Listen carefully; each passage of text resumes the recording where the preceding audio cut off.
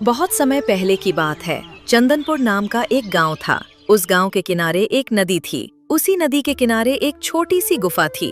उस गुफा में रहता था मंगरू और उसकी पत्नी माया। मंगरू एक मछुआरा था जो मछली पकड़कर अपना पेट पालता था। लेकिन कभी कभी ऐसा दिन आ जाता कि उसे मछलियाँ नहीं मिलती और दोनों लोगों को भूखा सोना पड़ता था। माया, मैं मछली पकड़ने जा रहा हूँ। तुम मसाले पीसकर तैयार रखना। मसाले पीसकर तैयार रखूं? मैं लगातार 2 दिन से भूखी हूँ। अगर आपसे मछलियाँ नहीं पकड़ी जाती तब जाकर गांव में मजदूरी कर लो। और कब तक इस गुफा के अंदर मुझे रखोगे? बस आज आखिरी दिन है। अगर आज मछली हाथ नहीं आई तब मैं तुमसे वादा करता हूँ कि फिर कभी मछली पकड़ने नहीं जाऊंगा। मंगरू गुफा से निकलकर चलते चलते एक तालाब के पास पहुंचता है जहां छोटी छोटी मछलियां कूद रही थीं।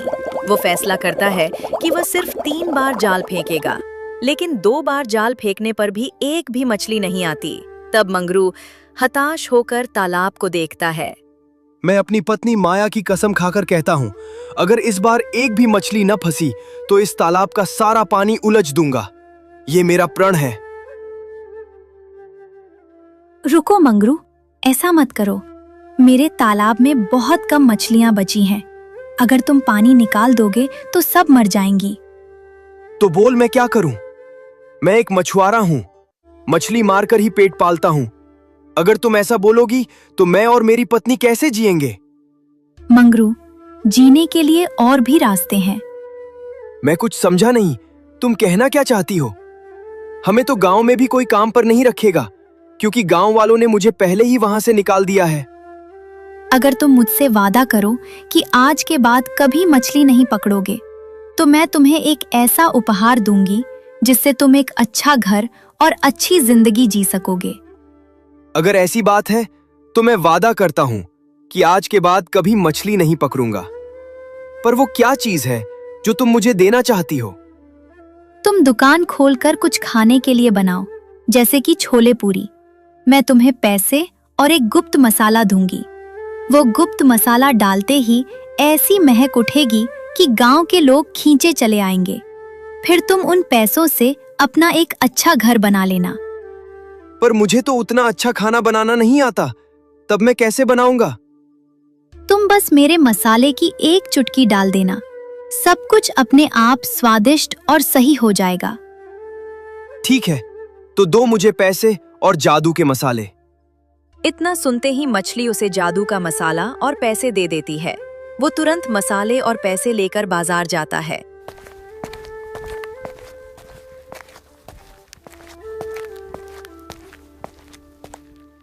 और वहां से एक ठेला और कुछ मसाले और छोले के चने खरीदकर अपनी गुफा में चला जाता है। माया, ओ भाग्यवान, ओ 2 दिन से भूखी चुड़ैल, जल्दी गुफा के बाहर आ। देख, तेरा पति पूरा बाजार उठा कर ले आया है। माया गुफा से बाहर आती है। सामान और ठेला देख माया उस पर चिल्ला पड़ती है। मंगरू, ये क्या नौटंकी है? 2 दिन से पेट में चूहे कुश्ती लड़ रहे हैं और तुम नदी से मछली पकड़ने के बजाय ये कबाड़ का ठेला उठाकर लाए हो। सच सच बताओ, किसका घर लूट कर आए हो, या ये ठेला भी किसी का चुरा कर भागे हो?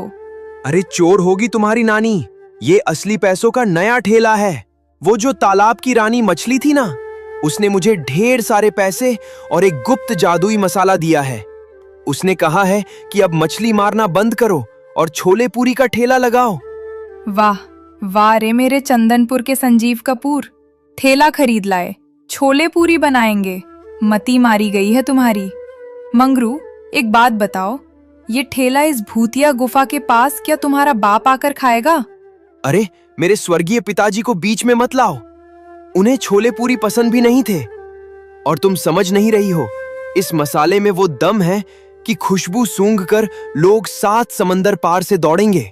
साफ बात है मंगरू, मैं नहीं बनाऊंगी। भूल जाओ, मैं कोई छोले पूरी नहीं छानने वाली। यहाँ शाम को चमगादड़ भी रास्ता भूल जाते हैं। वहाँ तुम ठेला लगाओगे? यहाँ खाने कौन आएगा? नदी के भूत, या वो जो तुम्हारी सहेली मछली रानी है, वो अपनी सहेलियों को यहाँ किटी पार्टी पर बुलाएगी? बनाना पड़ेगा, तुमको बनाना ही पड़ेगा। जब पैसे नहीं थे तब रोती थी, अब पूरा सामान और तिजोरी घर आई है तो नखरे दिखा रही हो। सोचना भी मत, तुम्हें तो हलवाई बनना ही पड़ेगा। अच्छा, बड़े आए हुक्म चलाने वाले। ठेला तो खरीद लाए। जरा ये बताओ, तुम्हें सब्जी काटने आता है तुझको? आलू और टमाटर का फर्क पता है? उस दिन कद्दू काटने भेजा था तो अपनी उंगली पर पट्टी बांधकर लौटे थे, और चले हैं दुकान खोलने। अरे चल, बहुत बकबक कर ली तूने। चल मेरे साथ गुफा के अंदर, तेरे को आज असली जादू दिखाता हूँ। अपनी इन दो बड़ी बड़ी आंखों से देखना कि ये मसाला क्या चीज है। मंगरू माया को लेकर गुफा के अंदर जाता है और पूरी छोले बनाना शुरू करता है। और जैसे ही वह जादुई मसाले डालता है, वैसे ही एक अजीब सी महक पूरी गुफा में फैल जाती है। ओए होए होए, मंगरू, ये खुशबू कैसी है? ऐसा लग रहा है जैसे किसी राजा महाराजा की रसोई में आ गए हैं। मेरे मुंह में तो बाढ़ आ गई। ये तो सच में जादू है रे मंगरू। देखा, खुश हो गई ना? अभी तो सिर्फ खुशबू आई है। जरा इन फूली हुई पूनियों और लाल लाल छोलों को खाकर देखो। तुरंत मंगरू उसके लिए एक प्लेट लगाता है। वो जैसी ही एक निवाला खाती है, वैसे ही बोल पड़ती है, अरे बाप रे, इतना स्वाद! मंगरू, तुम तो सच कह रहे थे। पूड़ियाँ कितनी नरम हैं और छोले कितने मसालेदार। अब तो मैं रोज सब्जी काटूंगी। तो मालकिन, अब बताओ, ये ठेला इस गुफा के पास तुम्हारा बाप खाएगा या पूरा गांव दौड़ता हुआ आएगा? अरे, तुम तो दिल पर ही ले लेते हो। मैं तो बस तुम्हारी परीक्षा ले रही थी। चलो, अब जल्दी से इस जादुई छोले पूरी को खत्म करते हैं और कल सुबह से ठेला सजाते हैं। नहीं, मैं अभी ठेला उस गांव वाले नदी के किनारे लेकर जाता हूँ। तुम जादुई मसालों और अपना ख्याल रखना। शाम को छोले पूरी बेचकर ही लौटूंगा। वो तुरंत अपना ठेला गुफा से थोड़ी दूर गांव के किनारे लगा देता है। वो थोड़ी देर तक ग्राहकों का इंतजार करता है। तभी गांव से दो मजदूर खेत की तरफ जा रहे थे। तभी उन्हें वो खुशबू सम्मोहित करती है। अरे अरे सुखिया, ठहर रे भाई, जरा ठहर और अपनी इस थूथन को हवा में उठा। सूंघ, जरा गहरा सांस खींचकर सूंघ भाई। ओए होए होए रामू काका, ये कैसी महक है रे बाबा। ऐसा लग रहा है जैसे स्वर्ग का हलवाई सीधे धरती पर उतर आया है। कसम गंगा मैया की, पेट के अंदर के चूहे अब चूहे नहीं रहे, वो तो सीधे भांगड़ा करने लगे हैं। हाँ भाई, खुशबू तो सीधे कलेजे को चीरती हुई पेट में बैठ गई है। लेकिन ये महक आ कहां से रही है? अपने गांव में तो कोई इतनी चोखी रसोई बनाता नहीं। चलो जरा खुशबू का पीछा करते हैं। खेत तो अपनी जगह ही रहेगा, लेकिन ये खुशबू हाथ से निकल गई तो जिंदगी भर पछतावा होगा।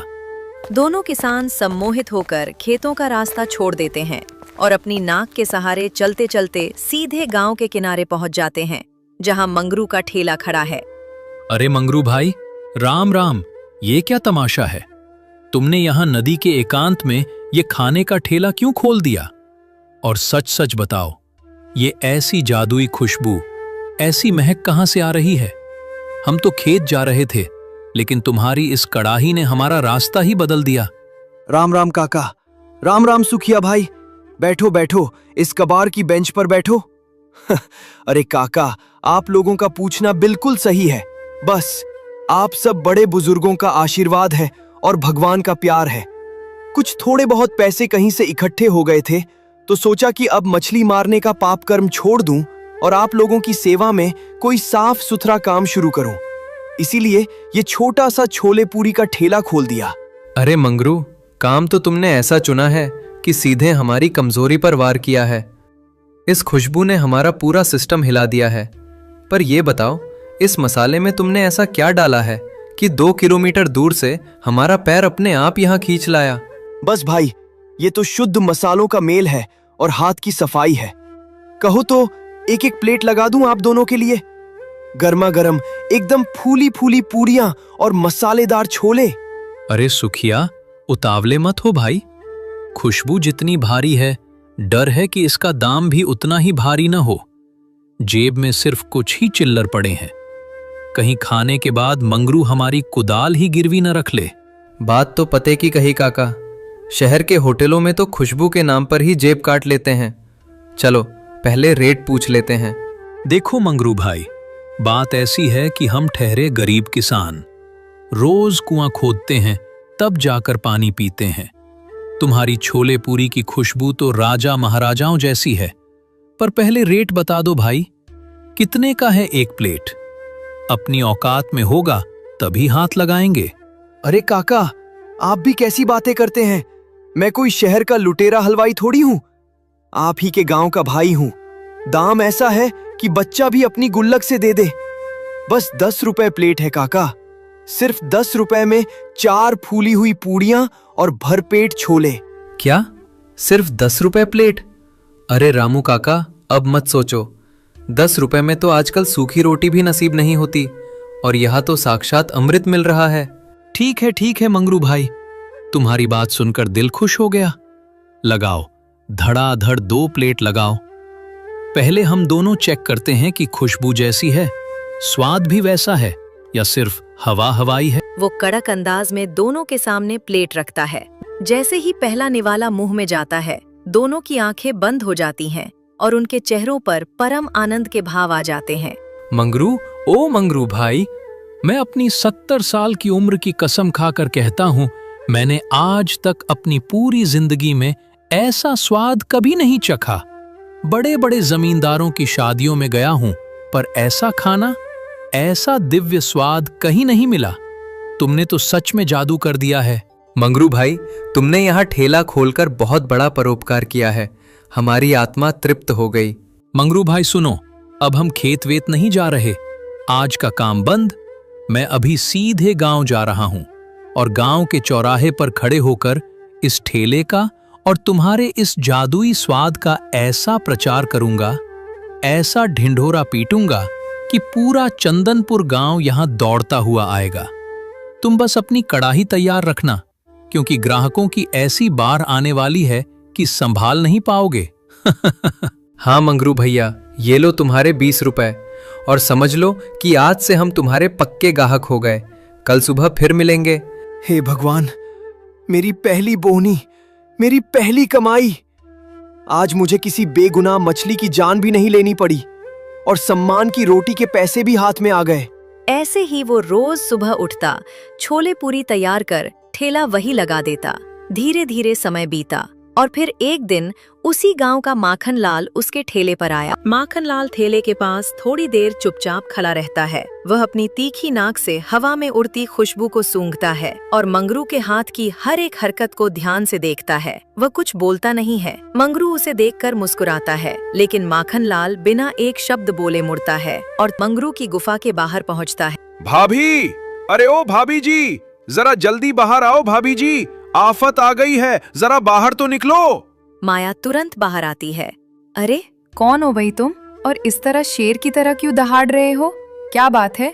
हमारे यहाँ तो अभी छोले पूरी ठेले पर बन रहे हैं, यहाँ गुफा में क्यों आए हो? भाभी जी, मैं गांव का ही हूँ। अरे ठेले पर ग्राहकों की इतनी भारी भीड़ उमड़ पड़ी है कि संभालना मुश्किल हो गया है। बड़े बड़े जमींदार आए हैं।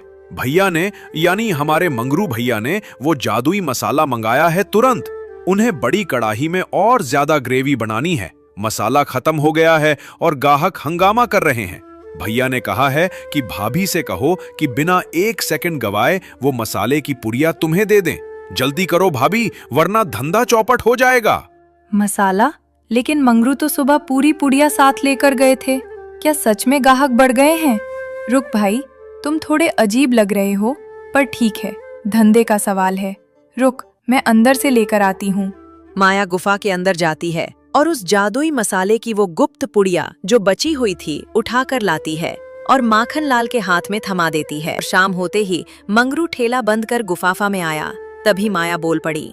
वैसे आज दोपहर को ग्राहक बहुत ज्यादा बढ़ गए थे क्या? वो जो गांव का हलवाई है माखन लाल, वो आया था। माखन लाल?